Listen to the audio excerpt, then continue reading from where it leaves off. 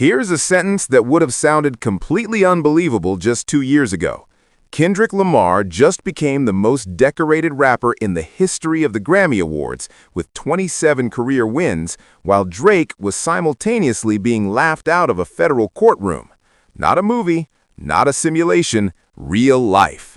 Welcome back to the Hip Hop Watchdog, the channel that puts the culture under the microscope so you never have to miss a thing. If you are new here, hit that subscribe button and smash that notification bell right now because this story is one for the history books and we are just getting started.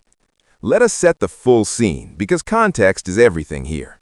In February 2025, the 67th Grammy Awards took place at Crypto.com Arena in Los Angeles.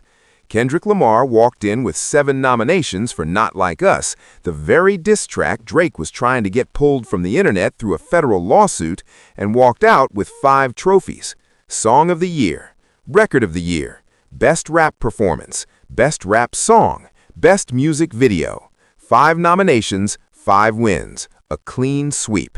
And not just any categories, the 2 most prestigious awards in the entire ceremony, Song of the Year and Record of the Year. For a diss track, let that sit with you for a moment. Now here's where the story shifts gears and gets truly cinematic. While Kendrick was ascending the Grammy stage collecting trophies and dedicating his wins to the city of Los Angeles, Drake's legal team was deep in preparation for their federal case against Universal Music Group, arguing that Not Like Us, the very song being celebrated by the entire recording industry, had caused their client irreparable harm. One man was accepting the music industry's highest honors for a song. Another man was trying to convince a judge that the same song should never have existed. Hip-hop has never served up irony this rich. But the 2025 Grammys were only the beginning of the story. Fast forward to February 1st, 2026, the 68th Grammy Awards. Same arena, same city, very different energy. Kendrick returned with GNX, his 6th studio album, and proceeded to add 5 more trophies to his collection.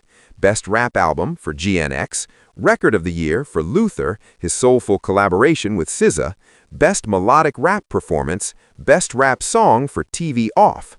That brought his career total to 27 Grammy wins, officially surpassing Jay-Z's long-standing record and making Kendrick Lamar the most awarded rapper in the history of the Grammy Awards.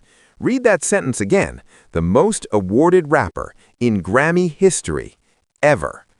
And here's the angle that does not get nearly enough attention.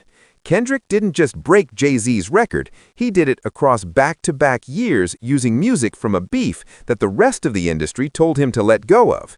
Executives whispered that he should move on. Critics said the cultural moment had passed, and Kendrick responded by releasing GNX, a project so sharp and so undeniable that it swept the Grammys in the very year his rival was appealing a dismissed defamation lawsuit. The timing is almost surgical. It's as if Kendrick planned for every chapter of the fallout to land exactly when it would hurt the most. Now let us talk about Drake's position in all of this, because the contrast is genuinely stunning. At the exact moment that Kendrick was breaking records and rewriting Grammy history, Drake had an appeal sitting in federal court, a freestyle that the internet had already turned into a punchline, and an album rollout that was struggling to generate even a fraction of the cultural momentum that GNX was producing effortlessly.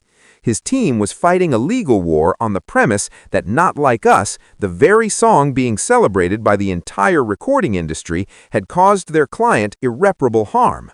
One man was accepting the music industry's highest honors for a song. Another man was trying to convince a judge that the same song should never have existed. Hip-hop has never served up irony this rich. And then there was the Super Bowl, February 9th, 2025, Caesars Superdome in New Orleans. Kendrick Lamar headlined the halftime show in front of over 115 million viewers, the largest audience in Super Bowl halftime show history. He performed Not Like Us live on that stage. He brought out SZA, he brought out Serena Williams, he turned the biggest entertainment event on the planet into a celebration of everything Drake's lawsuit was trying to suppress, and the crowd went absolutely nuclear.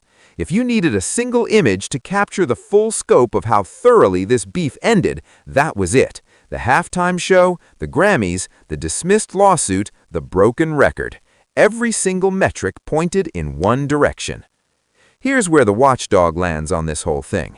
Drake entered this beef as one of the most dominant artists on the planet, rightfully so. His catalog is legendary, his commercial reach is unmatched, and his influence on a generation of music is undeniable. But Kendrick Lamar just did something that transcends beef. He turned a rap battle into a Grammy dynasty. He turned a diss track into a Super Bowl headliner. He turned a courtroom drama into a cultural coronation. And he did it all while Drake was filing appeals and waiting for a judge to tell him what the culture already knew. The scoreboard does not lie.